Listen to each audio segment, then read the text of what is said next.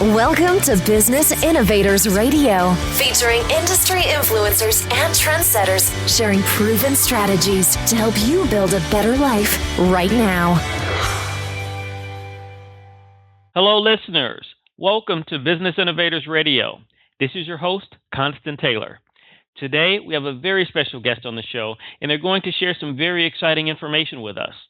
So, if you're looking to increase your personal and professional effectiveness, then you've come to the right place. Our special guest today is Lan Burku.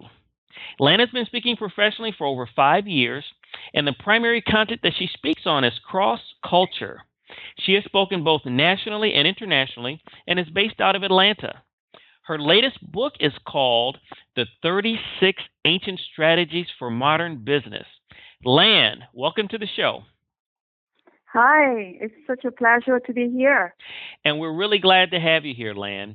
Now, I'd like for you to tell the listeners a little bit about your business and how you help your customers become more efficient and effective.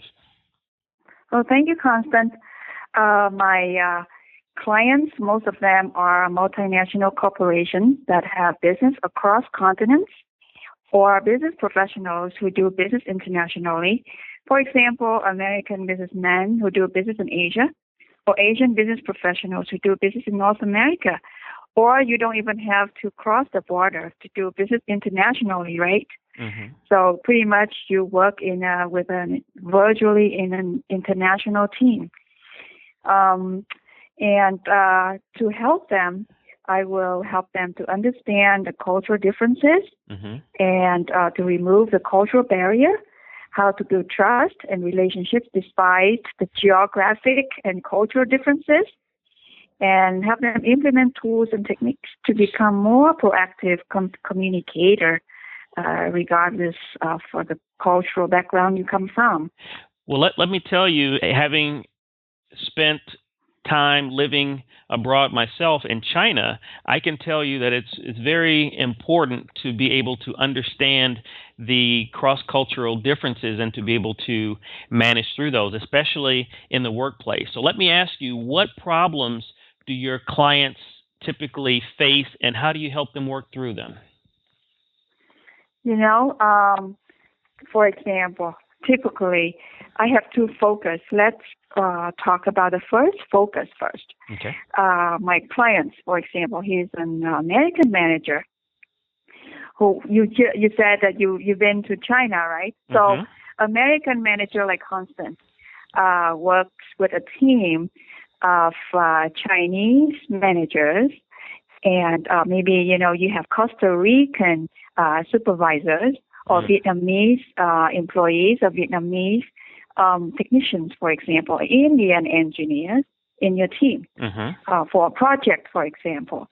So on the surface, you all can speak English very fluently, I would say, but underneath that, there are differences in values, expectations, perceptions, and the belief system, and that you cannot see, but they are manifested in how we communicate, how we make decisions, how we build relationship. So sometimes Constant will say, why would my Chinese manager make this kind of decision? Is he out of his mind? Because in your American value, you would tackle this way. It's all Aristotle, Descartes kind of values about efficiency, effectiveness, and excellence, right? For a Chinese manager, for example, or for a Vietnamese employee or managers, for example, or they would look at it. Maybe they would look at that and from the value system is that, okay, the human relationship has to go first, and they have to sacrifice everything for that. You see? So then at the same thing, you look at two different end goals, and then you may have different behavior or decision making. And that's when I come in and explain, let them understand the differences and how they bridge the gap. So I'm a very practical application type of person. So I'm thinking about a sample case where we need to launch a facility in 2 weeks, and let's say we're a week behind in launching, so we need to bring all resources to bear. So my American thinking mind is efficiency and effectiveness. And on the other side of the table, I have someone who is worried about, or not, is concerned about the employees and the well-being. How do I manage that so that we both get what we want? Right. Okay. So you are trying to push so that you can meet that deadline, correct? Mm-hmm. Right. So in the meantime, if you work for some Asian employees, work with them, for example, and they are not used to that kind of pushing very fast to get that deadline. But in order to get what you want, you need to very clearly communicate to them your expectation and the rationale behind it. And, on a regular basis, follow up, give feedback to make sure if there are any sidetracks, because I guarantee you there will be sidetracks along the way. And those are the two sure ways that, to help you to effectively manage any misunderstanding along that communication and, the cultural barriers. And those are the two fast things that I can tell you right now. It's I'm so excited to be able to speak with a cross-cultural integration expert. Now, when I was over in China, we had a real situation in which we would be in board meetings, and our Chinese partners would convey information to us, and based on the information that they conveyed, we would give certain expectations or certain levels that had to be met. And we would come back and they would give us more information, but we later found out that the information that they gave us was false. And it was false because they did not want to convey bad news to us. So that's a very good point right there. You're right. Another thing right there, the Asian way, sometimes they worry and constant ask them, say, how's everything going? Are we in control? And they would put on a very happy face and smile. Oh, no problem. They always do that because at a very young age, children like me, a Vietnamese or Chinese, person, are taught to not to dwell on that kind of complaining thing, always put on, I don't mean a poker face, but, we express ourselves in a pretty, depending where, you come from. There are subcultures too, but in much indirect way compared to American. Yeah, go on with your story. I just want to No, because I threw it out because I wanted to get the feedback that you're giving me now. So my question is, how do we, because it's very bad if they tell us that they can meet a forecast of a production, in this case, of so many automotive vehicles. Yes, we can meet the production of February 1st for those automotive vehicles, and then we pass that along to our American management and say, yep, it's going to be done. Right. And then it comes back that it's not going to happen. Very bad. Right. You're right. That's Hun Bu Hao. Hun Bu Hao, huh? Right. 非常不好. That's right. By the way, to American audience, that means it's not good. It's really bad. Anyway, you're right. So go back to what I told you before. The first two principles, you tell them very clearly your expectations, and then you give them feedback and you follow up on more often, often basis, because if you are interacting with an American partner or a colleague, you don't need to follow up that often because you guys already know a lot of stuff. You already have a lot in common. Without saying, you already know that kind of expectation. But there is a big gap between, there are nuances between your expectation to that Chinese employee's expectation. So you ask them and say, okay, how is everything going? And if you ask, is it going well? Then he would say yes. You know what I mean? Mm-hmm. We would not say no. We would not say otherwise, because for Asian, it's very hard for us to say no. For me nowadays, living in America over 15 years and married to an American from Midwest, okay? Right. And I'm still learning to say no, you know what I mean? Because the hard no is pretty much, we don't have that in our dictionary. You know, for example, if you go to Japan, and it's something very dangerous and the Japanese don't want you to do, they would not say, so no, you cannot do that. You must not do that. They would not say that. But they would say, Mr. Constant, it is not very good.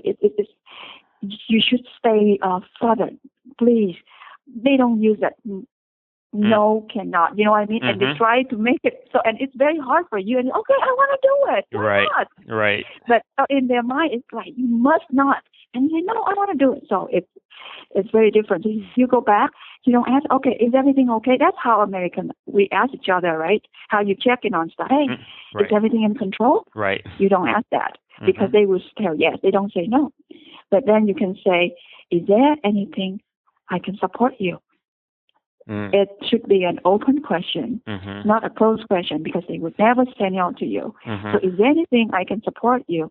Please brief me, tell me what is going on. And then they tell you, and then you can pick up the signals and nuances, and you go from there. Okay, let me ask you another possibility. What about saying, what are the worst case scenarios, or what are things that could possibly go wrong? Would we get a straightforward answer with that? What do you mean? I'm sorry. Can you please say it again? Sure. Instead of saying, instead of asking them, is it going to be ready on this date? Asking what possible things could go wrong so that it won't happen on this date. What could possibly go wrong? You mean from their part or from your communication? Yes, I'm asking them based on giving this forecast example. What could possibly go wrong? For example, they could say, well, the parts don't come in from France. Right, get on time. Yeah. Right. You want to ask what the problems are, correct? Or because problems may not come up, but they could come up. It's like, that's why we get insurance. We get insurance because you are not planning on having an accident, but if you do, it's good to know. So with Americans, we like to know contingencies or worst case scenarios. Right. So instead of asking them, is it going to be ready on this date, finding out what are the potential pitfalls. Right. And then they could possibly, would that allow them to open up and give us some things that are possibly going wrong or could possibly happen? Yeah, that could be a good way. You can ask them, okay, what are your thoughts on plan B? If this doesn't go as planned, what are your thoughts on, contingency? If you don't try to say the word like problem thing, because in the direct translation, it could have a negative connotation, and they would not tell you. You know what I mean? So they say, how do you anticipate this? What is your plan B if plan A doesn't go well? Stuff like that. Okay. When you are closer, you have those people in your team for a long time, you guys know each other very well, then I don't think you have to worry about that much anymore, because at that time he already knows you. So you can, hey man, tell me what is going on, There could be any problem along the way when you know that person or you are in a team long enough to have that kind of deep level of trust. Okay, excellent. Now, with the last few moments that we have remaining here, we've covered quite a bit, but I want to make sure that you're able to convey everything that you want to our listeners. So if there is one concept or thought that you would like to leave with the listeners so that if they don't get anything else out of this interview, they would get this message, what would that be? Oh, okay. That would relate to the book that I just published last year, the 36 Ancient Chinese Strategies for Modern Business Concept. And you've been to China, Yes. Because of the time limitation, let me leave you with this. In this new globalized, very interconnected, interrelated economy or the world.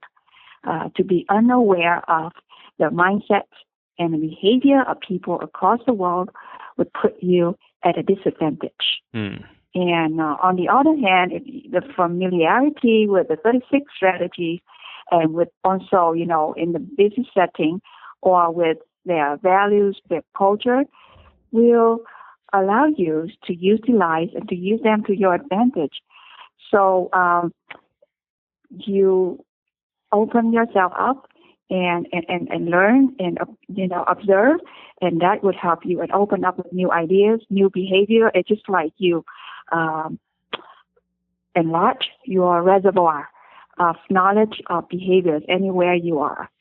Okay, excellent. Excellent advice, and we appreciate you sharing. Now, if the listeners would like to get in contact with you or your organization and learn more about the services that you provide and possibly engage with you, what's the best way for them to do that? You can always Google me, Lan Burku, LanBercu, or my Twitter is, the Twitter handle, and Lan Burku. That's the easy way, LanBercu.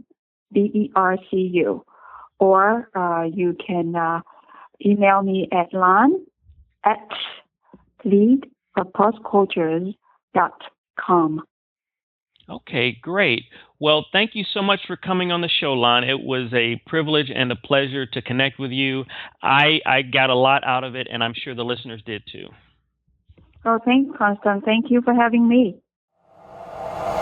Thanks for listening to Business Innovators Radio. To hear all episodes featuring leading industry influencers and trendsetters, visit us online at businessinnovatorsradio.com today.